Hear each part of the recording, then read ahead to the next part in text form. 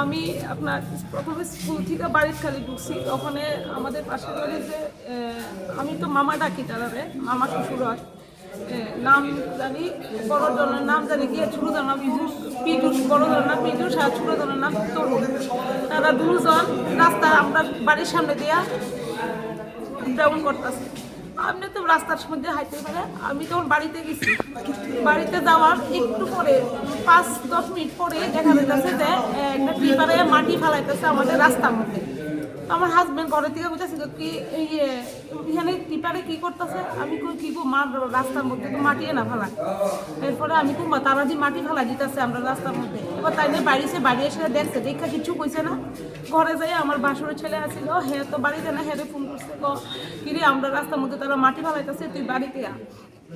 এরপর আমি আমার হাজব্যান্ডকে বললাম থাক, তারা তো কোনো সময় কিচ্ছু শুনে না, তুমি তাই এটা কিচ্ছুই করো না, দরকার হলে মানুষ কয়েকজন ডাক দিয়ে সেটা জিজ্ঞাসা করো।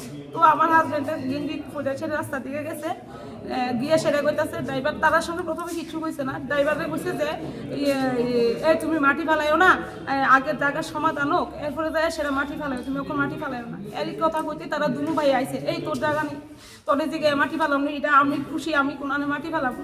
তো আমার হাজব্যান্ড তো এরপরে কইতে কয় তোর জায়গা নেই, জায়গা আগে ঠিক হোক এরপরে মাটি ফেলাইবি।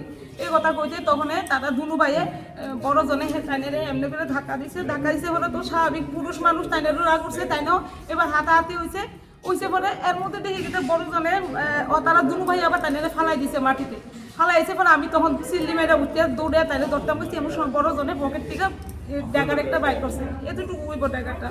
তো আমি কই আরে তাদের কাছে তো ড্যাগার আছে, যাইও না, এই কথা কইতে তাহলে মাইরা দিছে, আমার সামনে মাইরা দিছে, সঙ্গে সঙ্গে তো রক্ত ঝরছে। তখন সময় ছেলে আয়া বলছে, নাম কি আপনার স্বামী? সমর কর্তৃপক্ষ কি করে? 10,000 টিচার আছে, বাড়ি বাড়ি বনস্থল।